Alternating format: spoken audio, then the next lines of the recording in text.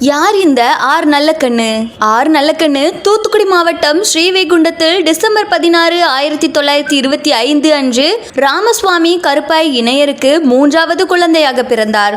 உடன் பிறந்தவர்கள் 4 சகோதரர்கள், 5 சகோதரிகள். நல்லக்கண்ணுவின் குடும்பம் வேளாண் தொழிலை பாரம்பரியமாக கொண்ட வைணவ குடும்பம். நல்லக்கண்ணு ஸ்ரீவைகுண்டம் காரணேசன் பள்ளியில் SSLC வரை படித்தார். மதுரை திரவியம் தாயுமானவர் இந்து கல்லூரியில் இன்டர்மீடியட் படித்தார். பின்னர் தமிழில் BLO படிப்பை 2 ஆண்டுகள் படித்த நிலையில் தீவிரமாக அரசியலில் ஈடுபட்டதால் பட்டப்படிப்பு தடைப்பட்டது. ஆர் நல்லக்கண்ணு தனது 12வது வயதில் 1937ஆம் ஆண்டு நடைபெற்ற தேர்தலில் காங்கிரஸ் கட்சிக்கு ஆதரவாக வாக்கு சேகரிப்பில் சிறுவர்களுடன் இணைந்து செயல்பட தொடங்கினார். மாணவ பருவத்தில் அரசியல் போராட்டங்களில் பங்கு கொண்ட நல்லக்கண்ணு 1943 முதல் 1944 காலகட்டத்தில் கலைத்தொண்டர் கழகம் என்னும் அமைப்பை உருவாக்கி அதன் செயலாளராக செயல்பட்டார்.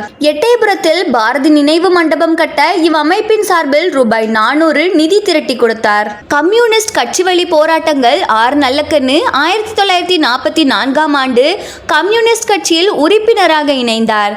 அதனைத் தொடர்ந்து சென்னையில் கம்யூனிஸ்ட் கட்சி இதழான ஜனசக்தியில் பணியாற்றிய போது ஸ்ரீவைகுண்டம் பகுதியில் 2000 நெல் மூட்டைகள் பதுக்கி வைக்கப்பட்டிருப்பதை அறிந்து ஜனசக்தியில் அம்மோசடியை குறித்து எழுதினார். மாவட்ட ஆட்சித்தலைவர் நெல் மூட்டைகளை மீட்க நடவடிக்கை எடுத்தார். ஆர் நல்லக்கண்ணு 1948இல் கம்யூனிஸ்ட் கட்சி தடை செய்யப்பட்ட பின் தலைமறைவாக வாழத் தொடங்கினார். டிசம்பர் 1949இல் கைது செய்யப்பட்டு நெல்லை சதி வழக்கில் இணைக்கப்பட்டார்.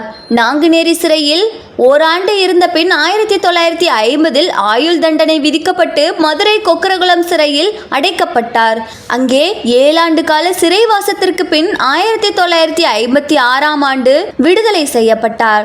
சிறை காலத்தில் அரசியல் கைதிகளுக்கு B வகுப்பு சிறையை ஒதுக்க வேண்டும் என 12 நாள் உண்ணாவிரத போராட்டத்தில் ஈடுபட்டார்.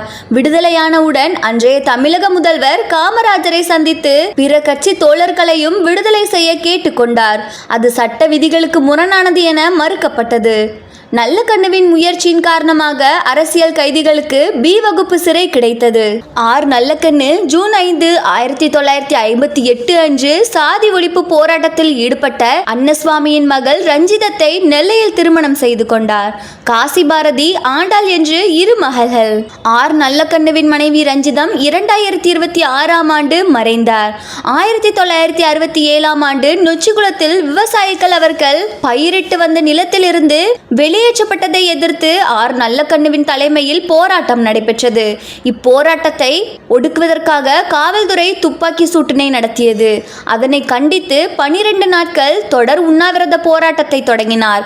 இறுதியில் விவசாயிகள் பிரச்சனைகளுக்கு தீர்வு காணப்பட்டது. ஆர் நல்லக்கண்ணு 25 ஆண்டுகள் தமிழ்நாடு விவசாய தொழிலாளர் சங்கத்தின் தலைவராக இருந்தார்.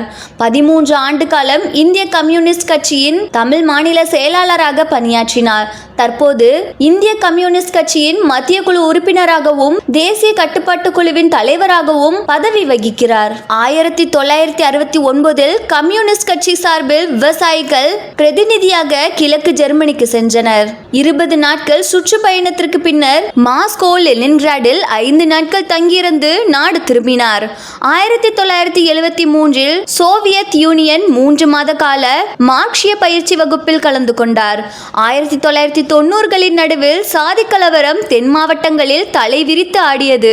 நல்லக்கண்ணுவின் மாமனார் தோழர் அன்னசுவாமி தேவர் மருதன் வாழ்வு கிராமத்தில் படுகொலை செய்யப்படுகிறார். இடியென விழுந்த செய்தியினை கேள்விப்பட்டு இறுதி நிகழ்வுகளை கண்ணீரோடு மற்றவர்களை நடத்த சொல்லிவிட்டு நெல்லை நகருக்கு சாதி மோதல் எதிர்ப்பு பேரணிக்கு தலைமை தாங்க தோழர் நல்லக்கண்ணு வந்தார். தன் சொந்த நலன்களை விட பொது நலன் முக்கியம் என்பதை நிரூபித்த தருணம் அது. மாமனார் கொல்லப்பட்ட போது வெளிப்படுத்தப்படாத துக்கம், சாதி கலவரத்தின் போது பொதுமக்கள் கொல்லப்பட்டதை பார்த்த பொழுது பொங்கிய கண்ணீரை கண்டதே நம்மால் இன்று மறக்க இயலாது. அன்றைய முதலமைச்சர் கலைஞர் கூட்டிய அனைத்து கட்சி கூட்டத்திலும் பெயர்களை எடுத்து விடுங்கள் என்ற கருத்தை சொன்னார். அரசும் ஏற்றுக்கொண்டது. பெயர்கள் நீக்கப்பட்டன. அமைதி திரும்பியது. இலக்கிய ஆளுமைகள் நாவா, தோமுசி ரகுநாதன், தீக்காசி உட்பட்ட பலருடன் நெருங்கிய நட்பை பேணி இருந்தார். இவர்கள் நடத்துகின்ற இலக்கிய விவாதங்களை கேட்பதற்கு மிகவும் ஆர்வமாக இருக்கும்.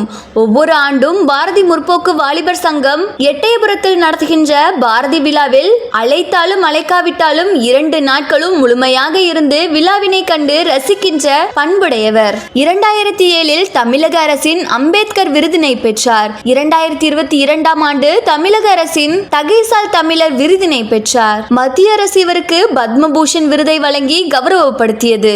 தோழர் நல்லக்கண்ணு பொது வாழ்வு எப்படிப்பட்ட தகுதியான வாழ்க்கையாக அமைய வேண்டும் என்பதற்கான எடுத்துக்காட்டு. 100 ஆண்டு கடந்து நம்மோடு வாழ்கின்ற மகத்தான தலைவர். உங்கள் வியாபாரத்தை இன்னும் மேம்படுத்த விளம்பர வண்டி தேவைக்கு எங்களிடம் அணுகவும். 9443554244